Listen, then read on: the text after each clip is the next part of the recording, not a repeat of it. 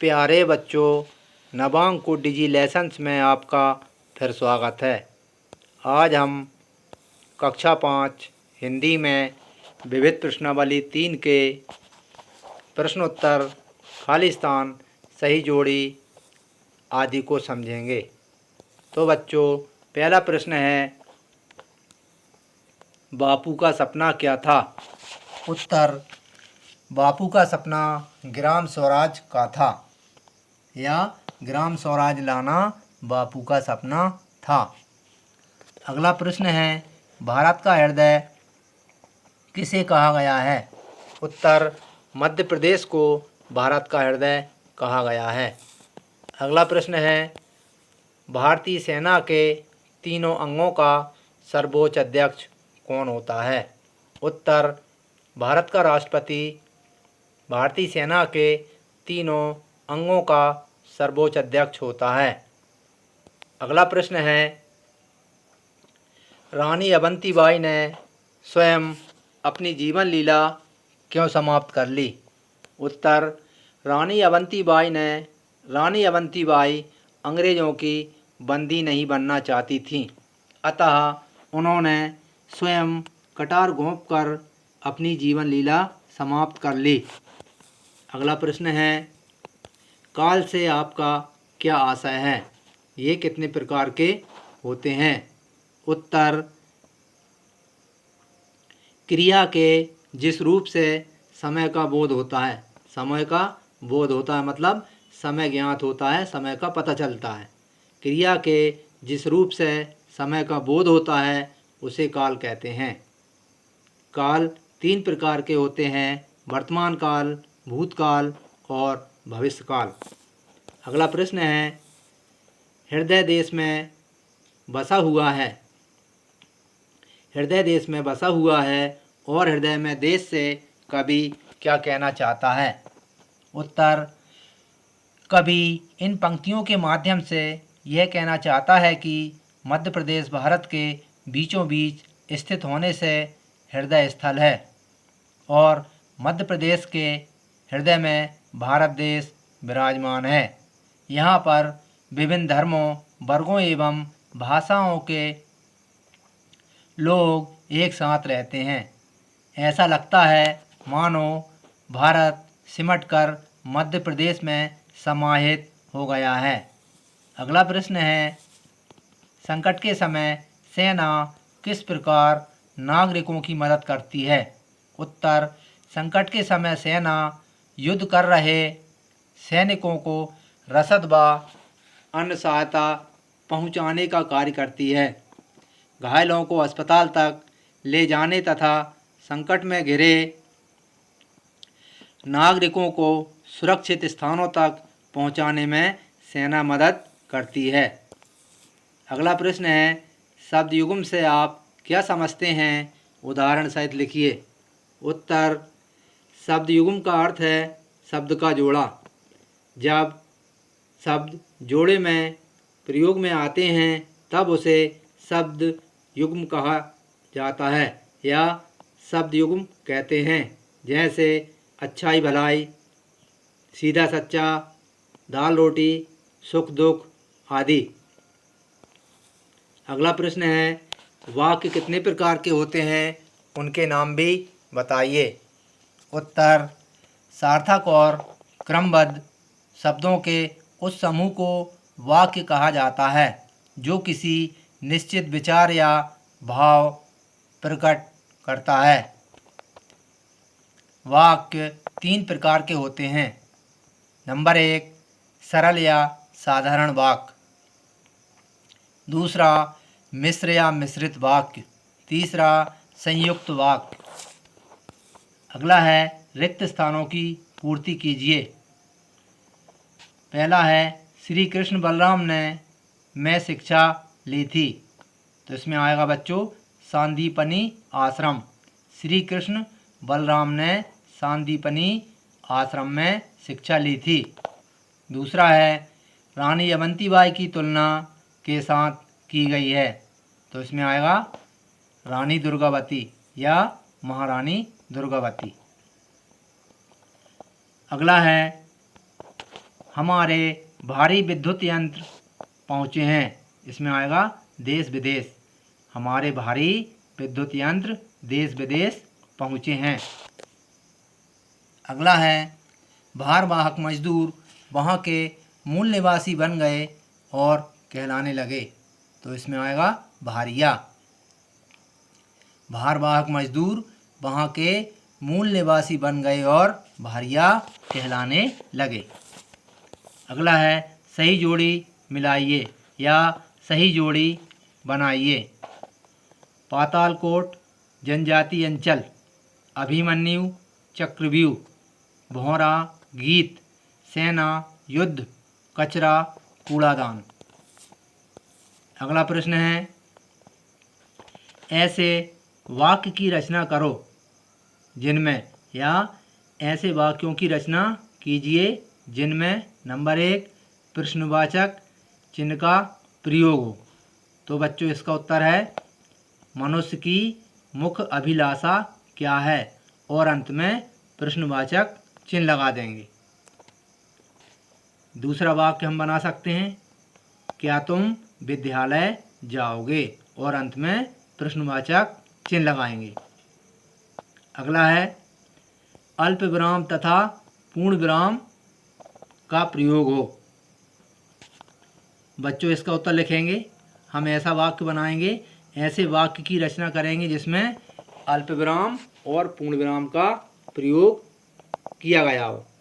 तो बच्चों इसका उत्तर है हम अक्सर शिकायत किया करते हैं अल्प विराम और आगे समय का अभाव है और अंत में पूर्ण विराम लगा देंगे। बच्चों दूसरा भी वाक्य बना सकते हैं हम इसी तरह का, जैसे मोहन यहाँ आया था अल्प विराम किंतु रुका नहीं और अंत में पूर्ण विराम लगा देंगे। अगला है अवतरण चिन्ह का प्रयोग हो। जैसे मैडम ने कहा, अवतरण चिन्ह शुरू करते हैं यहाँ से, कहो अनिल कैसे आना हुआ और अंत में प्रश्नवाचक चिन्ह लगा देंगे क्योंकि ये वाक्य प्रश्नवाचक है। कहो अनिल कैसे आना हुआ। दूसरा वाक्य हम बना सकते हैं, जैसे मोहन ने कहा आज मैं विद्यालय नहीं आऊँगा। आज मैं विद्यालय नहीं आऊँगा, ये किसने कहा? मोहन ने कहा। आज मैं विद्यालय नहीं आऊँगा, इस पूरे को हम अवतरण चिन्ह के रूप में लिखेंगे। इस पर हम अवतरण चिन्ह का प्रयोग करेंगे। जैसे कहो अनिल कैसे आना हुआ इसमें किया गया है। अगला है विस्मयादि बोधक चिन्ह का प्रयोग हो। इसका उत्तर है बच्चों हे राम, विस्मयादि बोधक चिन्ह लगाएंगे, मेरी रक्षा करो और पूर्ण विराम। दूसरा वाक्य बना सकते हैं, अरे तुमने अभी तक भोपाल नहीं देखा। अरे के बाद विस्मयादि बोधक चिन्ह लगाएंगे और अंत में पूर्ण विराम। अगला है नीचे लिखे वाक्यों को शुद्ध करो या शुद्ध कीजिए। एक पेन का मूल्य सिर्फ 2 रुपये मात्र है। इसका शुद्ध वाक्य होगा एक पेन का मूल्य सिर्फ 2 रुपये है, क्योंकि ऊपर दिए गए वाक्य में इसमें लिखा है एक पेन का मूल्य सिर्फ 2 रुपये मात्र है। तो इसमें सिर्फ और मात्र दोनों का एक ही अर्थ है, इसलिए इसमें सिर्फ हम या तो सिर्फ लिखेंगे या हम मात्र लिखेंगे। तो बच्चों इसका उत्तर है एक पेन का मूल्य सिर्फ 2 रुपये है या मात्र 2 रुपये है। अगला है पेड़ों में पक्षी चहचहा रहे थे। इसका शुद्ध वाक्य होगा पेड़ों पर। पेड़ों में की जगह पेड़ों पर पक्षी चहचहा रहे थे। अगला है गुलाब, एक गुलाब के फूलों की माला ले आओ। इसका उत्तर है गुलाब के फूलों की एक माला ले आओ। इसके बाद अगला प्रश्न है ऊपर जो प्रश्न दिया गया है इसका हमें भाव स्पष्ट करना है। ऊपर जो लाइन दी गई है, हमारी हीनता और श्रेष्ठता का संबंध देश की हीनता और श्रेष्ठता से जुड़ा हुआ है। ये गद्यांश की लाइन है, हमें इसका भाव व्यक्त करना है या इसकी व्याख्या करना है। इसका उत्तर होगा, इसकी व्याख्या करेंगे, यदि हम हीनता का कार्य करते हैं, यदि हम हीनता का कार्य करते हैं तो हमारे माथे पर कलंक का टीका ही नहीं लगता, बल्कि हमारे देश का सिर भी नीचा होता है और उसकी प्रतिष्ठा गिरती है। जब हम कोई श्रेष्ठ या अच्छा कार्य करते हैं तो उससे हमारा सिर ही ऊंचा नहीं होता, बल्कि देश का सिर भी ऊंचा होता है और उसका गौरव बढ़ता है।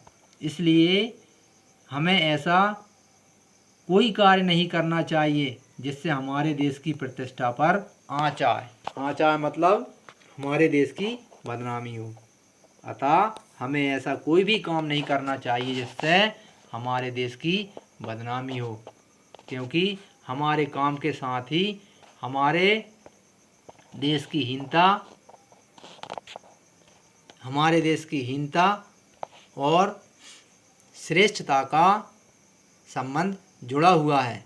यदि हम कोई अच्छा काम करते हैं तो इससे हमारा ही नाम नहीं ऊंचा होता, बल्कि देश का नाम भी ऊंचा होता है। और इसके विपरीत यदि हम कोई गलत काम करते हैं, बुरा कार्य करते हैं, तो इससे हमारे माथे पर ही कलंक का टीका नहीं लगता, बल्कि हमारे देश के माथे पर भी कलंक का टीका लगता है, देश की भी बदनामी होती है। बच्चों, अगला प्रश्न है,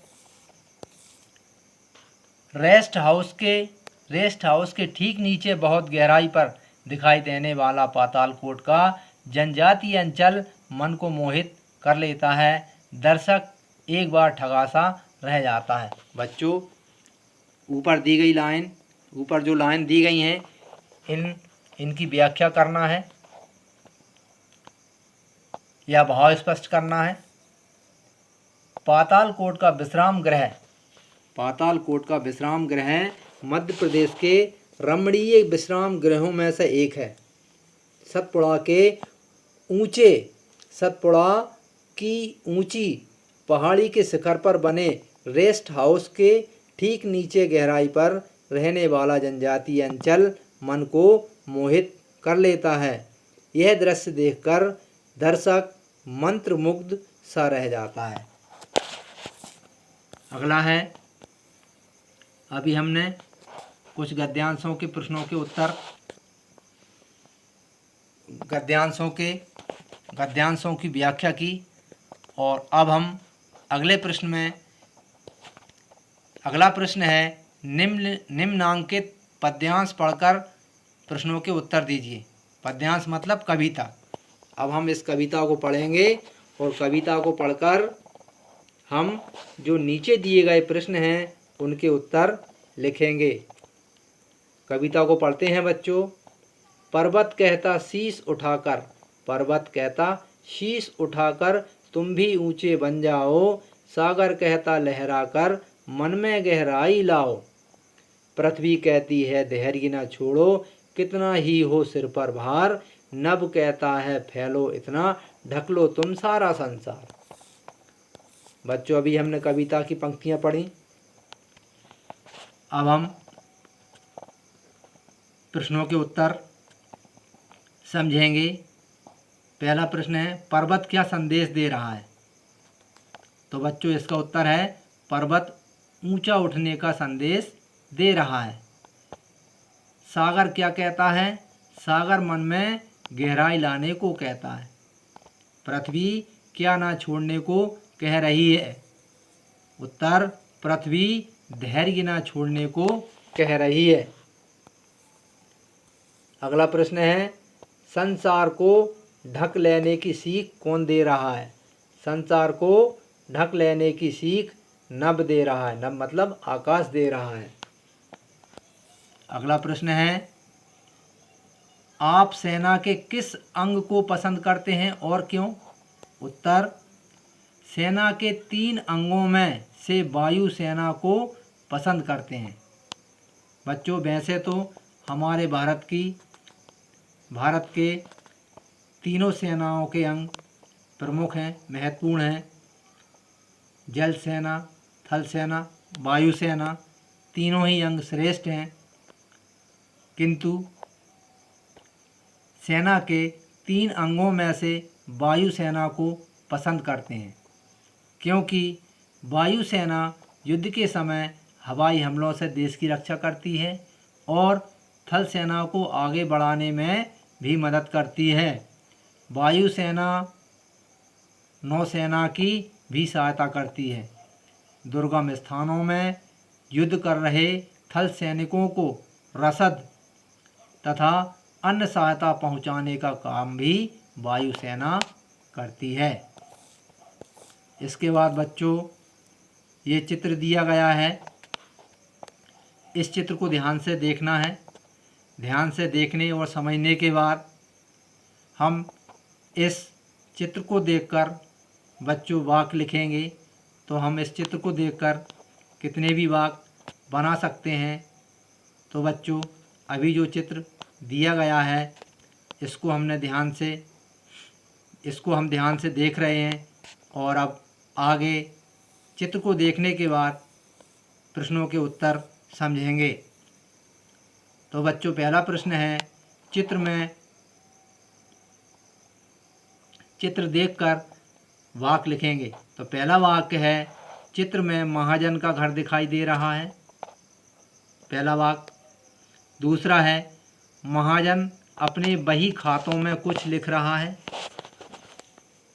अगला वाक्य, महाजन के पास हिसाब किताब के कई खाते रखे हैं, बही खाते, जिसमें महाजन अपना हिसाब किताब लिखते हैं।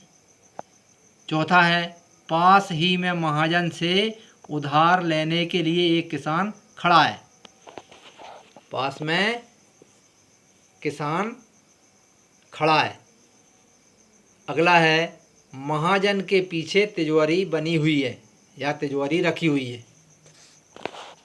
और अगला है, तिजोरी के ऊपर लक्ष्मी जी का चित्र लगा है। इसके बाद अगला, चित्र के पास अगरबत्ती और दिया जल रहा है। बच्चों, इसी के साथ हमारी विविध प्रश्नावली 3 यहीं पर समाप्त होती है। बच्चों, हम आशा करते हैं आपसे कि आप घर पर अच्छी तैयारी कर रहे होंगे और तब तक के लिए धन्यवाद।